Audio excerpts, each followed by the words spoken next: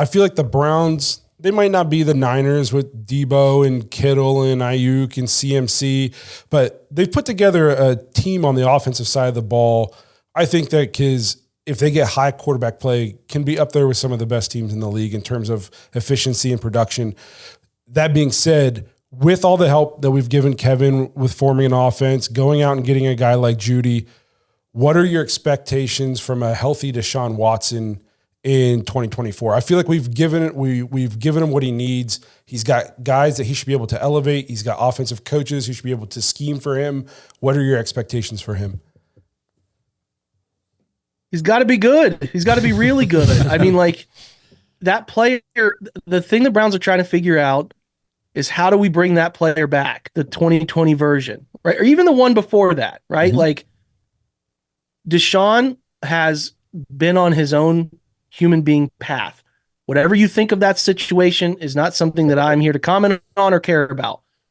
His path has been figuring out who Deshaun Watson is again. This guy who went from universally loved throughout high school, throughout college, throughout his early NFL career to then universally hated. For right or wrong, universally hated.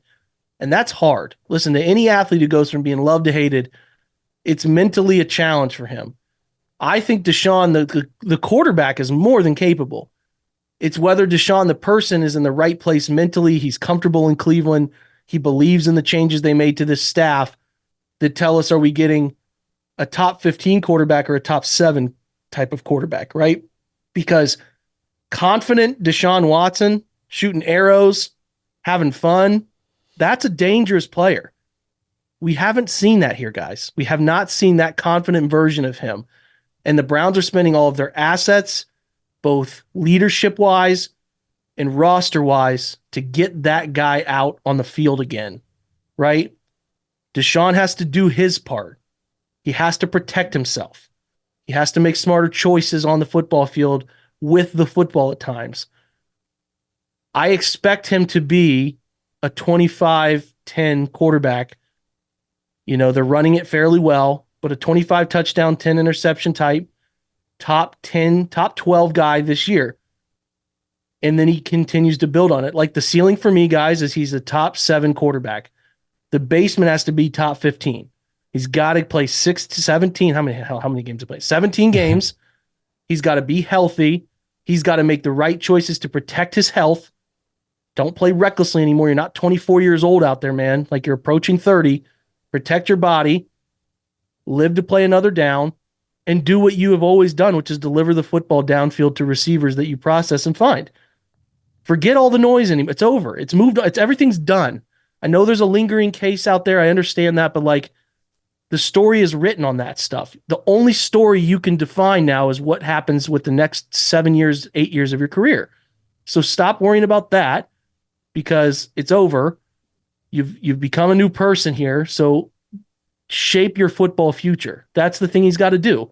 My expectation is that everything around him is in place to be really good.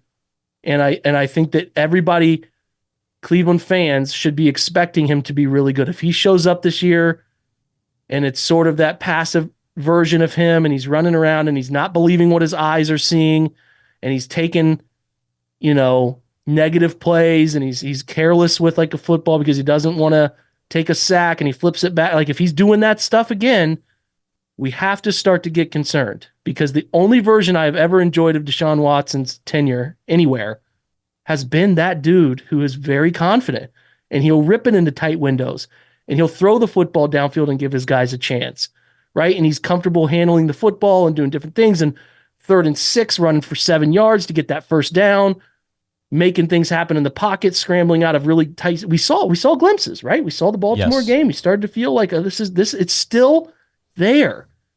The biggest thing for Deshaun Watson is he just got to play. He has to play football games. He's played like 12 games since the 21 season started. That's jarring.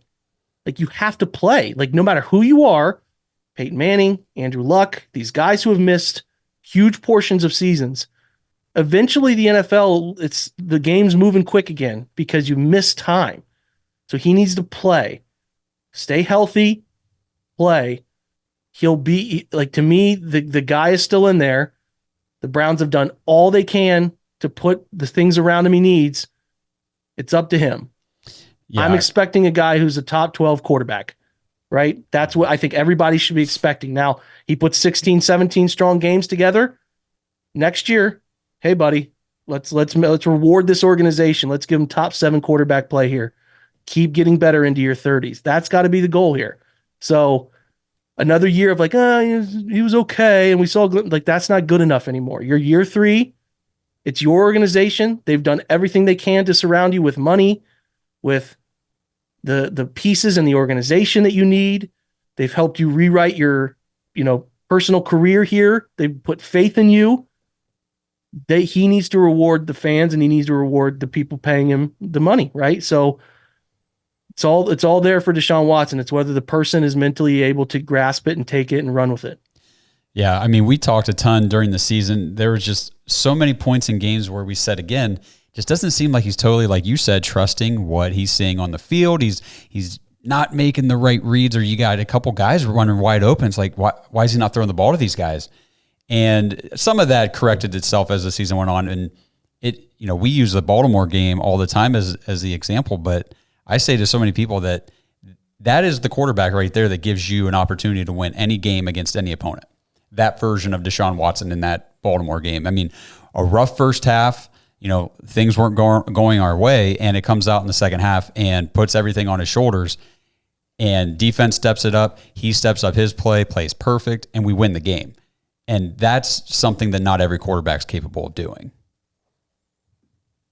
Yeah, it's exactly right. I mean, the Arizona game, there were some flashes where he's yucking it up with the Mario on the sidelines, saying, hey, man, if they cheat that safety down and they want to run that bracket, just run through the bracket.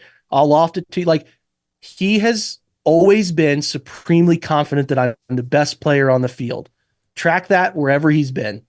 When you start having that in your mind, maybe I'm not as good as I think I am. And there have been moments here because he's trying to get back into the swing of things.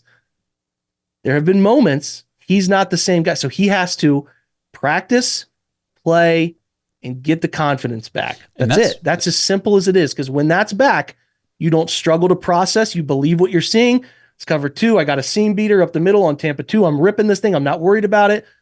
That's what he's got to be. If we look back and we're in November and he's having a great season, we're probably going to say, look how confident that guy is again. That's the difference. And that's my hope with the Ken Dorsey. We talked about whenever we first signed him, looking back at when Josh Allen took the big steps, the MVP voting where he finished like second and third was with Ken Dorsey, Cam Newton. I mean, you saw those guys, and what did they have? They had that supreme confidence in their abilities on the field. So I'm really hoping that Ken Dorsey gets that back with Watson, helps him get more comfortable in this new offense that's designed more for him, and we see that confidence come back because we need it.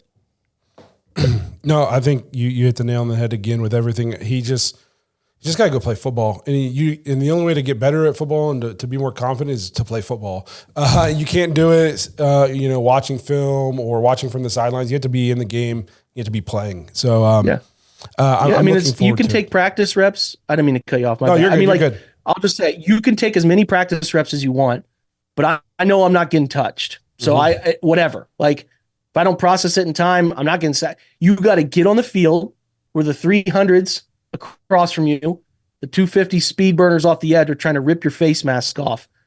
You have to get out there and do it with live bullets. That's the only way you get comfortable again. I firmly believe that the player that we watched in 2020 is in there still. The thing is, though, he cannot keep missing time. That's the only thing hindering. The suspension hurt a lot because he missed 21 and then half of 22. And then they didn't really get a chance to implement those 6 games were just like placeholder games. Like, just get your feet wet again. And then he gets hurt in the fashion he gets hurt. And then in 23, they need to just the relationship of just doing this every Sunday has to happen. And I think if they do that, and we're talking about 2 years, right, of 34 ball games, sprinkling some playoff games, God willing, and you're going to see the quarterback that you would expect it to have had when they traded for him. But I think the thing that I know I did, guys, when it happened and thinking through it and hindsighting it, he missed a lot of football. And I think I overestimated underestimated how hard it is, and you can't just always pick it up and run with it again, especially going from, I was the man in Houston, now I'm in a whole new city, whole new staff. Everything is different from the last time I touched the field. There's a lot there. And then all of the stuff about his personal life, it's a lot there. Andrew Berry talked about it like a month ago. He said, this is a 10-year investment with Deshaun Watson. Maybe they bookmarked these first 3 years might be really challenging for him.